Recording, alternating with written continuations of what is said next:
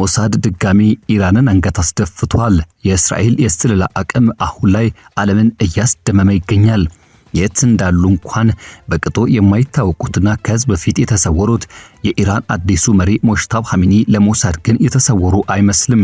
የበላይ መሪው ዱካቸውን አጥፍተው በሚስጥር ኢራንን እየመሩ ነው ቢባልም ከሞሳድ ንስር አይኖች ውስጥ ግን ፈጽሞ ማምለጥ አልሆነላቸውም። ምንም አይነት ኤሌክትሮኒክስ የማይጠቀሙት ሰው አንዲት ቀላል ስህተት በሞሳድ መረብ ውስጥ ጥሏቸዋል። ሞሳድ በኢራን ውስጥም ዳግም ታላቅ ጀብድ ፈጽሟል። አያቶላዎቹ ዳግም መሪያቸውን በሞሳድ ተነጥቀዋል። መረጃውን በሰፊ ይዘናል። ቻናሉን ሰብስክራይብ በማድረግ እይታችሁን ጀምሩ። ላይክ ማድረግ ደግሞ ቀዳሚ አድርጉ። መልካም ቆይታ። ከፍተኛ ውጥረት በነገሰበት ዲፕሎማሲ መካከል ከይታ በተሰወሩት የኢራኑ የበላይ መሪ ላይ ያጠላው ግድያ ቴህራንን ያናወጠ አስደንጋጭ ክስ። ወሬዎች ከኦፊሴላዊ መግለጫዎች በበለጠ ፍጥነት በሚሰራጩባት የቴህራን እምብርት አንድ አዲስ የሚያስደነግጥ ወሬ በመላው ኢራን ላይ አዲስ ድንጋጤና ስጋትን ፈጥሯል።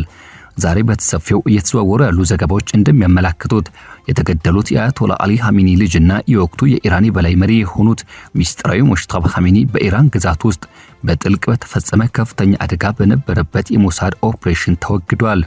ይህ የተባለው ጥቃት ኢላማ ያደረገው ከፍተኛ የሃይማኖት መሪዎችና የኢስላማዊ አብዮት ጥበቃ ጦር ጀነራሎች ስብሰባ ማካሄድ ላይ የነበሩበት የመሬት ውስጥ መተላለፊያ ዋሻ ሲሆን ሞጅታባ ዋነኛው የጥቃቱ ኢላማ እንደነበሩ ተነግሯል። በተለያዩ መገናኛ ብዙሃን አውታሮች ላይ በስፋት ያስተጋባውና ያልተረጋገጡ የአይን እማኞች ምስክርነት በኢስላማዊቷ ሪፐብሊክ ታማኝ መረቦች ውስጥ ከፍተኛ ድንጋጤ ፈጥሯል። የኢራን አስከፊ ጦርነት ማክተም ማግስትም ከአሜሪካ ጋር ጥንቃቄ የተመላበት ቀጥተኛ ያልሆነ ድርድር እያካሄደች ባለችበት በዚህ ወቅት ላይ የወሬው መውጣት ጊዜውን እጅግ ፈንጂ ያደርገዋል። የእስራኤል የስለላ ድርጅት ሞሳድ ጥቃቱን የሰነዘረው ሞጅታባ ከዋሽንግተን ጋር በሚደረገው ንግግር ተጽዕኖ ማሳደር በጀመሩበት ቅጽበት መሆኑ ደግሞ ይበልጥ ትኩረት ስቧል። የአሜሪካና የእስራኤል የተቀናጀ የማስወገድ ጥቃት ቴህራንን ያናወጠ ሲሆን ኢራን ለ37 ዓመታት ያህል በብረት እጅ የገዙትን የበላይ መሪ አሊ ኻሜኒን ገድሏል። በላቁ የስለላ መረጃዎች የተደገፈውና ትክክለኛ ኢላማውን የጠበቀው የአየር ጥቃትም የበላይ መሪውን ብቻ ሳይሆን በውስጥ ክበባቸው ውስጥ የነበሩትን ቁልፍ ሰዎች ጭምር ያስወገደ ነበር። ከትዕይንቱ በስተጀርባ የነበራቸውና ለረጅም ጊዜ ተደማጭነታቸውን ተጠብቆ የቆዩት ሞጅታባ ኻሜኒ ጥቃቱ ከመፈጸሙ ጥቂት ደቂቃዎች ቀደም ብሎ የግቢው መውጣታቸው በተአምር መትረፋቸው ይነገራል። አንዳንዶች በፊታቸውና በእግራቸው ላይ ዘለቄታዊ ጠባሳ የጣለ ቁስል እንደደረሰባቸው ዝቅተኛ መገለጫ ባለው ሁኔታ እንዲያጋግሙ እንደተገደዱም ጠቅሰዋል። በወርሃ መጋቢት መጀመሪያ የሊቃውንቱ ምክር ቤት ሞጅታባን በፍጥነት ወደ የበላይ መሪነት ቦታ አሳደጋቸው። ይህ ኢስላማዊቷ ሪፐብሊክ ታሪክ ውስጥም እጅግ ያልተጠበቀ የቤተሰብ ስልጣን ውርስ በችግር ውስጥ ያለን እንቢተኛነትና እልህ ያሳየ ነበር። ሆኖም ከመጀመሪያው ቀን ጀምሮ ጥያቄዎች ይንሸራሸሩ ነበር። ሞጅታባ በበላይ መሪው ቢሮ ተጽዕኖውን ያሳደገ ሲሆን ከኢስላማዊቷ አብዮት ጥበቃ ጦርና ከአክራሪ የሃይማኖት አባቶች ጋር የጠበቀ ትስስር ፈጥሮ ነበር። ከአባቱ በተለየ መልኩ ደግሞ እሱ ከህዝብ እይታ የተሰወረ ሰው ነበር። በቅድመ ስልጣን ዘመኑ ምንም አይነት ፎቶግራፎች፣ የቪዲዮ ንግግሮች ወይም ደግሞ ታላላቅ የህዝብ መግለጫዎች ላይ አልነበረም። በወኪሎቹ የሚነበቡ የጽሑፍ መግለጫዎችና ፖሊሶችን የሚመሩት በስልክ ጥሪዎች ዘገባ ብቻ እንደነበር ብዙዎች ያስታውሳሉ። የውጭ ጉዳይ ሚኒስትሩ አባስ አራቃቺ ጨምሮ የኢራን ባለስልጣናት ከአዲሱ የበላይ መሪ ጋር ቀጥተኛ ግንኙነት እንዳለ በተደጋጋሚ አጥብቀው ተናግረዋል። አባስ አራቃቺ ቀጣይነት ያለው ግንኙነት መኖሩን አጽንኦት የሰጡ ሲሆን ከአሜሪካ ጋር በሚደረገው ድርድር ላይ የሚታዩ መዘግየቶች ሞጅታባን ለማግኘት ወይም ደግሞ የሱን ፍቃድ ለማግኘት ከመቸገር የመነጩ ናቸው የሚለውን ክስ አስተባብለዋል። መሪው ቀጥተኛ ያልሆነውን ዲፕሎማሲ ሙሉ በሙሉ እንደሚደግፉ የገለጹት ሚኒስትሩ አሜሪካና እስራኤል የኢራን ማህበረሰብ ለመከፋፈል እየሞከሩ ነው ሲሉ ከሰውና ወንጀለው ነበር። ይሁን እንጂ መሪው በአካል አለመታየቱ ግምቶችን አቀጣጥሯል። ተንታኞች እንደሚገነዘቡት ስልጣኑ ያለው ለዕለታዊ ቀውሶችን በሚያስተዳድረው የኢራን አብዮታዊ ጥበቃ አዛዦችና ከፍተኛ ባለስልጣናት ጥብቅ ክበብ ውስጥ ያተኮረ ሲሆን ሙጅታባ ከጥላ በስተጀርባ ሆኖ ስትራቴጂካዊ ቁጥጥር ያደርጋል። ፕሬዝዳንት ትራምፕና የውጭ ጉዳይ ሚኒስትሩ ማርክ ሩቢዮን ጨምሮ የአሜሪካ ባለስልጣናት የሱን ተሳትፎ በይፋ ያመኑ ሲሆን ትራምፕ ሙጅታባ የተሳተፈ ነው ሲሉ የገለጹ ቢሆንም ሩቢዮ ደግሞ የሱ ተሳትፎ እየጨመረ መምጣቱን አስታውቀው ነበር። በኢራን ምድር ውስጥ ዘልቆ የገባው ሚስጥራዊ ዘመቻ በከፍተኛ አያቶላ ጀነራሎች ወሳኝ ስብሰባ ወቅትም የመሬት ውስጥ ዋሻ መረብን መምታቱ ተነገረ። የተወገደው ቁልፍ ሰው የተባሉት ሙጅታባ በፍንዳታው ከዚህ ዓለም በሞት መለየታቸው ተነገረ። ይህን ተከትሎ በተከታዮቻቸው ላይ ድንጋጤ እንደነገሰና ከጦርነት በኋላ ያለውን ደካማ መረጋጋት አደጋ ላይ የሚጥል የውስጥ መበታተንና ሽሽግታዎች መኖራቸው በስፋት የተስተጋባና እየተሰማ ይገኛል። እንዲህ ያሉ ክሶች ከዚህ ቀደም በቴህራን ስር የመከላከያ ምሽግ ስርዓቶች የወጡትን ያልተረጋገጡ ዘገባዎች የሚያስተጋቡ ናቸው። እነዚህ ከሲቪል መሰረተ ልማቶች በታች ለኪሎሜትሮች የሚረዝሙ ሰፊ መረቦች ናቸው። እስራኤል በግጭቱ መጀመሪያ ላይ ያወጣቻቸው ወታደራዊ መግለጫዎች እነዚህን ውስብስብ የተባሉ መዋቅሮችን ያጋለጡ ሲሆን በጠንካራ ቦታዎች ላይ የተሰነዘሩ ጥቃቶችን አሳይተዋል። ምንም እንኳን ራሱን የቻለ ገለልተኛ ማረጋገጫ ሙጅታባን በተለየ መልኩ ያነጣጠረ አዲስ ዘመቻ መኖሩን ባያረጋግጥም መረጃው በተሰፊው እየተሰራጨ ነው። የሞሳድ ደፋር ድንበር ተሻጋሪ እርምጃ ታሪክም ከአባቱ መውደቅ ጋር ተያይዞ በወርሃ የካቲት ከተፈጸሙት ከፍተኛ ቴክኖሎጂ ትክክለኛ ጥቃቶች ጋር ተዳምሮ ወሬው በብዙዎች ዘንድ ለእውነተኛነት እንዲቀርብ ያስቻለና እንዲመስልም ምክንያት የሆነ ሆኖ ቀጥሏል። የወሬው መውጫ ጊዜ ከአሜሪካ ኢራን ከፍተኛ ዲፕሎማሲ እንቅስቃሴ ጋር ይገጣጠማል። ከሳምንታት ከፍተኛ ውጊያ በኋላ ግልጽ ግጭቶችን ያቆመውና የመጋቢት የተኩስ አቁም ስምምነትን ተከትሎ ቀጥተኛ ለሆኑ ንግግሮች በሆርሙዝ ሰርጥ በኒውክሌር ስጋቶች በታገዱ ንብረቶችና በክልላዊ ውጥረት ማርገብ ላይ ያተኮሩ ናቸው። አባስ አራጋቺ ከኦማንና ከጎረቤቶች ጋር በባህር ጉዳዮች ላይ ያለውን ቅንጅታዊ አጽንኦት የሰጡ ሲሆን ሙጅታባ መመሪያ ስርም ዲፕሎማሲውን ለመቀጠል የኢራን ፈቃደኝነትን አመልክተዋል። የሙጅታባ ተሳትፎ መጨመር የዋሽንግተንን ትኩረት ስቧል። ትራምፕ ከሱ ጋር ስላለው ግንኙነት ተስፋቸውን የገለጹ ሲሆን የውይይት ሐሳብን ጭምር ያቀረቡ ቢሆንም የኢራን ባለስልጣናት ግን ወዲያውኑ ውድቅ አድርገውታል። በተለይም በቢሊዮኖች የሚቆጠሩ የተለቀቁ ንብረቶች ጥያቄ ላይ አለመግባታቸው ቀጥሏል። የቅርብ አማካሪ ሆኑት እንደ መሆሰን ረዛኢ ያሉ የአብዮታዊ ጥበቃ ጋር የተገናኙ አካላት ንግግሮችን ከተደናቀፈ ውጥረቱ ሊባባስ እንደሚችል አስጠንቅቀዋል። ይህም ሰፊ የባህር ላይ ምላሾችን እንደሚያካትትም አስታውቀዋል። ግጭቱን የሚከታተሉት ባለሙያዎች የኢራን አብዮታዊ ጥበቃ የበላይ ሚናን ያጎላሉ። ሙጅታባ ከአባቱ ቢሮ ደህንነትና ስለላን በማስተማመን ረገድ ካለው ልምድ አንጻር ተጽዕኖ ለጠንካራ አቋሞች ያዘነብላል ተብሎ ይጠበቅ ነበር። ሆኖም ግን ከጥቃቱ በኋላ ያለው እውነታ የበለጠ የጋራ ስምምነትን የተከተለ ይመስላል። ጀነራሎቹና ዲፕሎማቶችም የክዋኔ ዝርዝሮችን በሚመሩበት ወቅትም እሱ ሰፊ አቅጣጫዎችን ያጸድቃል። ይህም ግልጽነት ማጣት ወሬዎችን ይወልዳል። እያንዳንዱ ያልተረጋገጠ ዘገባ የገዢው አካል በጥንቃቄ የገነባውን ጠንካራ የቀጣይነት ምስል ሊበጣጠስ እንደሚችልም ያስፈራራል። የኢራን ጦርነት የመካከለኛ ምስራቅ ቀጠናን መልክ ሙሉ በሙሉ የቀየረና አዲስ መዋቅር የፈጠረ ታሪካዊ ክስተት ነበር።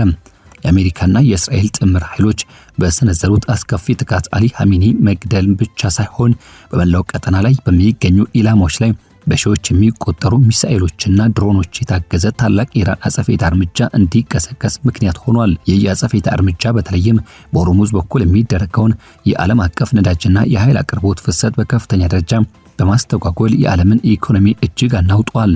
በዚህ እልህ አስጨራሽ ጦርነት ምክንያትም በሺዎች የሚቆጠሩ ንጹሃንና ወታደሮች ህይወታቸውን ያጡ ሲሆን የነባር ሀገራት ኢኮኖሚ እንዲሁም ማገገም ወደማይችልበት አይነት አዘቅት ውስጥ ገብቷል።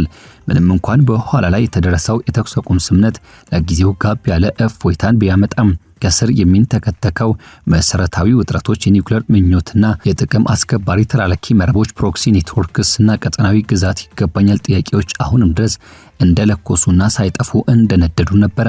ሙጅታባ ሐሚኒ ወደ ስልጣን የመጣው በትክክልም ይሆን ታላቅ ማዕበልና ትርምስ በተከሰተበት አጋጣሚ ነበር። አባቱን፣ እናቱና ባለቤቱን ብሎም የቅርብ ዘመዶቹን በቀጠፈው በዚያ የመጀመሪያው ከባድ የቦምብ ናዳ ወቅትም እሱ ራሱ ከባድ የአካል ጉዳት ደርሶበት የነበረ ሲሆን የእርሱ ከህዝብ እይታ መራቅና የማገገሚያ ጊዜ መውሰድ የገዢው አካል የባንከር አስተሳሰብ ወይም ራሱን ከዓለም ነጥሎ የመከላከል ስትራቴጂ ነጸብራቅ ተደርጎ ይወሰዳል። በቅርቡ የወጡ አንዳንድ የውስጥ መረጃዎች እንደሚያመላክቱትና እንደሚጠቁሙት ሙጅታባ በፊቱና በአካሉ ላይ ከፍተኛ የተባለ የመበላሸትና የመቁሰል አደጋ ደርሶበታል። ይሁን እንጂ በቅርብ የሆኑ ምንጮች ደግሞ እንደገለጹት እሱ በአእምሮ ሙሉ በሙሉ ንቁና ጤናማ ከመሆን በላይ ደህንነታቸው የተጠበቁ ሚስጥራዊ የመገናኛ መስመሮች አማካይነት ሀገሪቱን በንቃት እየመራ ይገኛል። አሜሪካና እስራኤል የማይቀለበስ ያሉት ከባድ ምት ካደረሱ በኋላ በኢራን ህዝብ መካከል ልዩነትና የመከፋፈል ዘር እየዘሩ ነው በማለት እሱ ራሱ ያስተላልፋቸው የህዝብ መልእክቶች የገዢው አካል የመቋቋምና የጽናት ትረካን የበለጠ ለማጠናከር ታስበው የቀረቡ ናቸው። የፖለቲካ ተንታኞች ግን በሙጅታባ እውነተኛ የስልጣን ተዋረድና ተጽዕኖ ላይ አሁንም ድረስ ሰፊ ክርክር ያደርጋሉ። አንዳንዶቹ እሱን የእስላማዊ አብዮት ጥበቃ ጦር የበላይነት በናኘበት በዚህ ወቅት እንደ ተራ መሪ አድርገው የሚመለከቱ ሲሆን ሌሎች ደግሞ ስልጣኑን በጥንቃቄና በረቀቀ አይነት መንገድ ከትዕይንቱ በስተጀርባ ሆኖ እያጠናከረ ያለ አስተዋይ መሪ እንደሆነ አድርገው ይቆጥሩታል። የሱ የህዝብ ፊት ላይ አለመታየት አባቱ ለብዙ አስርት ዓመታት በየሳምንቱ ያደረጋቸው ከነበሩ ይፋዊ የሃይማኖት ስብከቶች መመሪያዎችና አዋጆች ጋር በፍጹም ተቃራኒ ሆኑ ክፍተቶችን ፈጥሯል። ይህ የአመራር መታየት ክፍተት ደግሞ ለተለያዩ ግምቶችና ለሐሰተኛ መረጃ ዘመቻ ብሎም ለውስጣዊ የስልጣን ሽኩቻዎች ሰፊ የተባለ በር እንደከፈተ ይታመናል።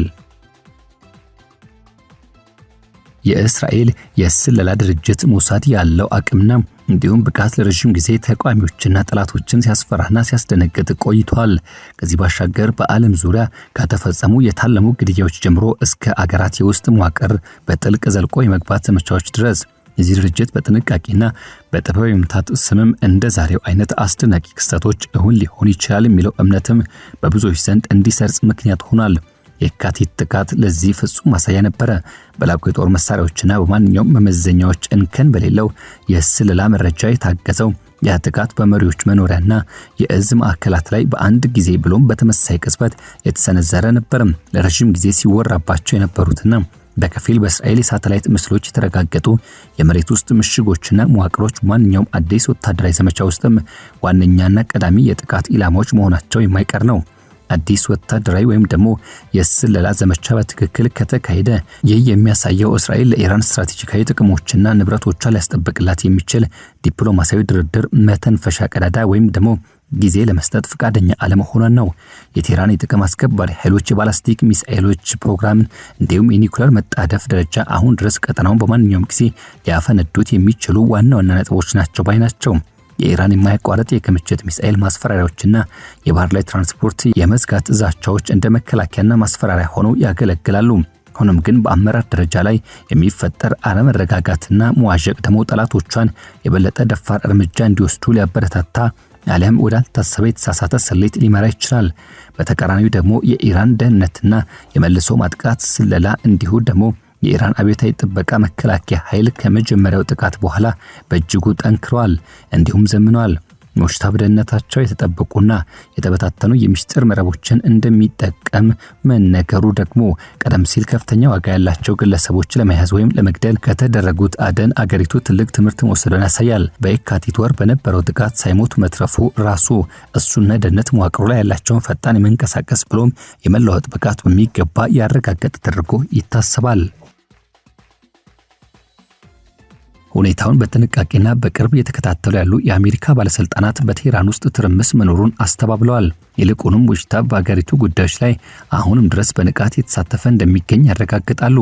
የማርክ ሩቢዮ የቅርብ ጊዜ ምስክርነትና የዶናልድ ትራምፕ አስተያየቶች እንደሚጠቁሙት የኢራን አመራር የተለመደውን አካሄድ ያልተከተለ ቢሆንም እንኳን አሁን ድረስ በተግባር ላይ ያለና በስራ የቆረጠ ነው። ይሁን እንጂ ሙጅታባ ህይወታቸው ላይ የሚሰነዘር ማንኛውም እውነተኛ ሊታመን የሚችል አደጋ አሁን ያለውን የዲፕሎማሲ መስመር ሙሉ በሙሉ ሊያናጋውና ሊያጠፋው ይችላል። ይህ ምናልባትም በሆርሙዝ ሸለቆ ወይም ከዚያ ባሻገር ያለውን ቀጥተኛ ወታደራዊ ግጭት እንደገና ሊቀሰቅስ ይችላል። የቀጠናው ሀገራት እንዲሁ ሁኔታውን በትልቅ ትኩረትና ስጋት እየተመለከቱት ነው። አስቀድሞውኑ ከፍተኛ ጥርጣሬና ስጋት ውስጥ የነበሩት የባህረ ሰላጤው አገራት አሁን ድረስ በባህር ላይ ደህንነት ጉዳዮች ዙሪያ በመካከላቸው ያለውን ቅንጅት በከፍተኛ ደረጃ እያሳደጉት ይገኛሉ። የኦማን ሚና እንደ ዋና ሚስጥራዊ ሰላም መስመርና አገናኝ አሁን ካለው ሁኔታ አንጻር የበለጠ አስቸኳይና ወሳኝ ሆኗል። በኢራን መረጋጋት ላይ የገዛ የራሳቸው ኢኮኖሚና የፖለቲካ ጥቅም ያላቸው ቻይናና ሩሲያ በዚህ በታላላቅ የሀያላን ሀገራት የቼዝ ጨዋታ ላይ አዳዲስ የስትራቴጂ ስልቶችን እየጨመሩበት ይገኛሉ።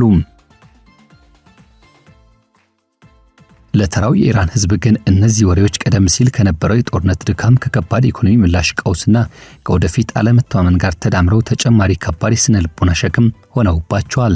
የመንግስት የእስረኞች ምህረት አዋጆችና የአንድነት ጥሪዎች የህዝቡን ብሶትና ስጋት ለማርገብ ያለሙ ቢሆኑም አገሪቱን ግን በትክክል እየመራትና መሪውን ይዞ እያሰገራት ያለው ማን ነው የሚለው መሰረታዊ ጥያቄ ግን በህዝቡ አእምሮ ውስጥ አሁን ድረስ እንደገዘፈ አለ።